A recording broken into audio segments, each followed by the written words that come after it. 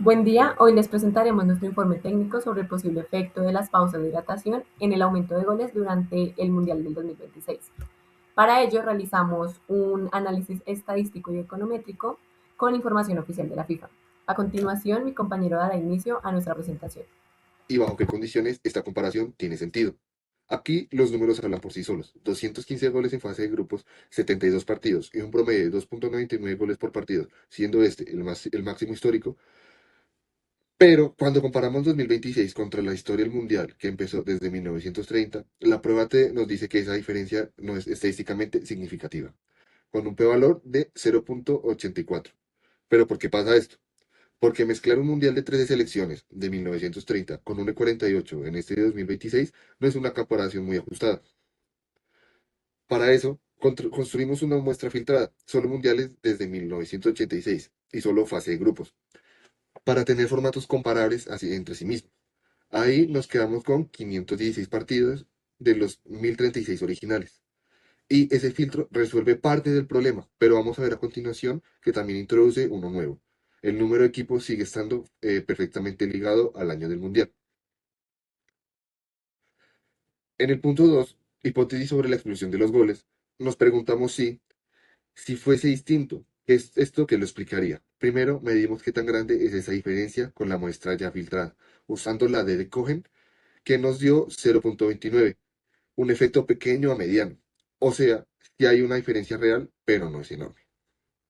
Después planteamos 6 hipótesis posibles, desde el formato de 48 equipos hasta el efecto de ser jugadores locales, teniendo 3 países anfitriones hasta las pausas de hidratación que le pidió la FIFA. Las órdenes, pues, el orden por el que las organizamos fue qué tan plausibles eran y qué tan testeables son los datos que tenemos. Y aquí está el hallazgo que más importante de todo el documento, de todo el trabajo. Cuando calculamos la correlación entre las pausas de hidratación y el hecho de ser Mundial 2026, nos da exactamente uno. Es decir, son las mismas variables, nunca hubo un Mundial con pausas de hidratación, pero sin 48 equipos, o viceversa. Eso significa que con estos datos es matemáticamente imposible separar el efecto de las pausas de hidratación con el resto de los cambios que trajo el 2026. Y esa es la limitación central del trabajo, que vamos a cargar durante todo el resto del análisis. En primer lugar, analizamos si el número de equipos influía en el promedio de goles. Visualmente, en el box plot encontramos que el formato de 48 selecciones presenta valores más altos, pero era necesario comprobar si esa diferencia también era estadísticamente significativa con las dos pruebas que voy a presentar a continuación. La primera de ellas es el ANOVA, que arrojó un valor P de 0.0542, que es ligeramente superior a 0.05, por lo que no rechazamos la hipótesis nula. Y además también tenemos el segundo, que es la prueba de 2K. No se encontró diferencias significativas entre los formatos, por lo tanto no podemos afirmar que el aumento de equipos explique el incremento de goles. En el modelo simple, la pausa de hidratación presentó un coeficiente de 0.4839 y un p-valor de 0.0217. Esto indica una asociación positiva, donde pues evidencia que en los partidos con pausa tuvieron en promedio cerca de medio gol adicional. Sin embargo, todavía no podemos hablar de una causalidad. Luego, en el modelo de regresión múltiple, incluimos variables de control como el formato del mundial y el año. Y en este, el coeficiente de la pausa aumentó a 0.6261, pero dejó de ser significativo, con un p-valor de 0.1829. Esto muestra que la relación inicial podría estar influenciada como por otros factores. Al hacer la comparación de modelos, la principal diferencia entre los modelos es que al incluir controles, aumenta la incertidumbre de la estimación y desaparece la significancia estadística. Por eso, el modelo múltiple ofrece una interpretación un poco más prudente y realista. Al hacer la verificación de supuestos y la conclusión, de primeras encontramos los supuestos formales. Encontramos que se cumple la forma funcional, la homocedasticidad y la ausencia de autocorrelación. El único supuesto que no se cumple es la normalidad de los residuos. El factor inflación de la varianza indica que no existe multicolinealidad severa, aunque sí una relación moderada entre algunas variables. Esto puede reducir la precisión de los coeficientes. Y finalmente, al usar errores robustos, la conclusión no cambió. En síntesis, decimos que encontramos una asociación positiva en el modelo simple, pero esta desaparece al incluir variables de control. Por tanto, no existe evidencia suficiente para afirmar que las pausas de hidratación hayan causado el aumento de goles en el 2026. Listo. En esta sección ya pasamos de un análisis a nivel de partido a un análisis a nivel de minuto.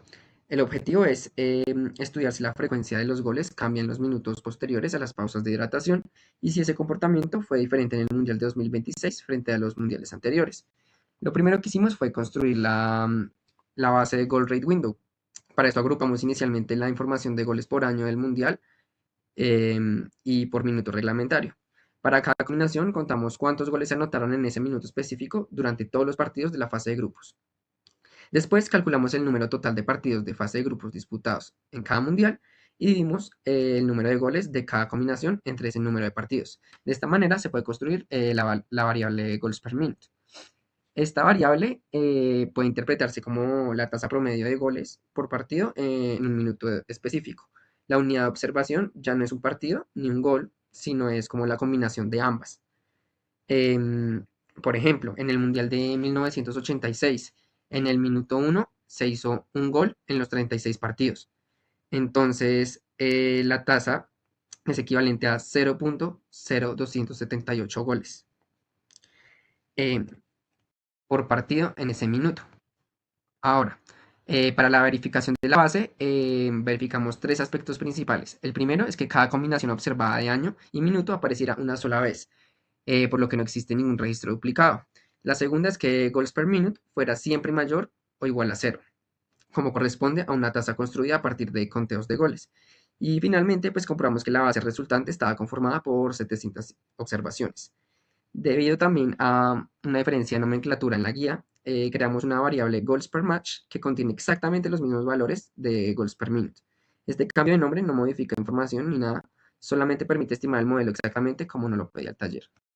Ahora, para la estimación del modelo, utilizando las 700 combinaciones año-minuto, estimamos por mínimos cuadrados ordinarios el modelo indicado y la variable dependiente es pues goals per match, es decir, la tasa de goles por partido en cada combinación mundial y minuto.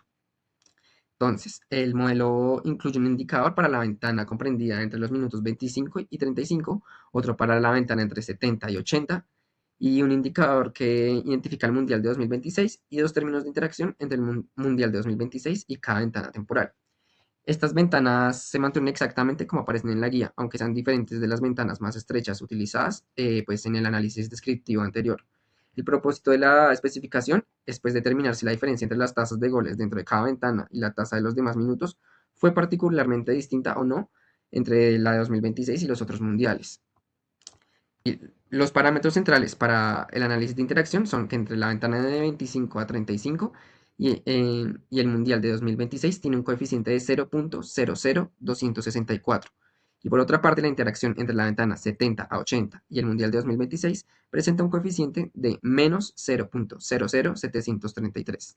Listo. Con esto, pues ya podemos continuar la interpretación económica y estadística pues, de estos dos resultados y se desarrolla pues en la siguiente sección, donde se analizan estimadores de diferencias en diferencias.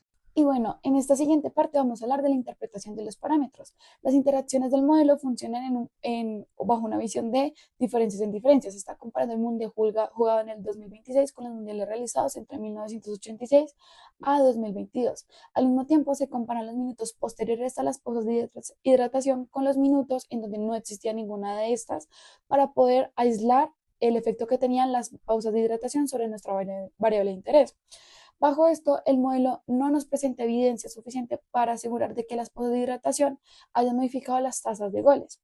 Ahora bien, ¿es esto una estimación causal del efecto de la pausa? Es decir, podemos asegurar que hay una relación causal entre las pausas de hidratación y la tasa de goles en este mundial. Esta afirmación es muy compleja de hacer y es muy difícil, ya que cuando se agregaron las pausas de hidratación en este Mundial de 2026, hay otros factores que también son influyentes. En primer lugar, hubo una expansión a 48 selecciones. En segundo lugar, los equipos son mucho más heterogéneos. Y en tercer lugar, el Mundial se organizó en tres países distintos, con tres condiciones climáticas y geográficas a las que están expuestos los jugadores. Un partido se jugaba en México y el otro partido se está jugando en Estados Unidos o Canadá. Hay que entender que geográficamente y climáticamente estas condiciones eran distintas.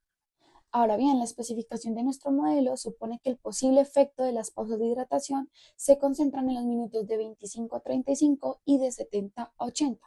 La elección de estas ventanas de análisis constituye una gran limitación, ya que el modelo identifica únicamente los efectos temporalmente cercanos, es decir, los inmediatos a las pausas de hidratación. No nos permite hacer un análisis de un efecto más persistente o constante o como un acumulado, es decir, minutos más lejanos a esta pausa. Así que es muy difícil ver como el impacto total o el efecto total de las pausas de hidratación sobre nuestra variable de interés. Bueno, y finalmente, yendo con nuestras conclusiones, en primer lugar, los resultados y todo el análisis desarrollado durante este taller nos permite afirmar que no hay evidencia suficiente para asegurar que las pausas de hidratación hayan causado un aumento significativo en los goles ocurridos o anotados durante el Mundial del 2026.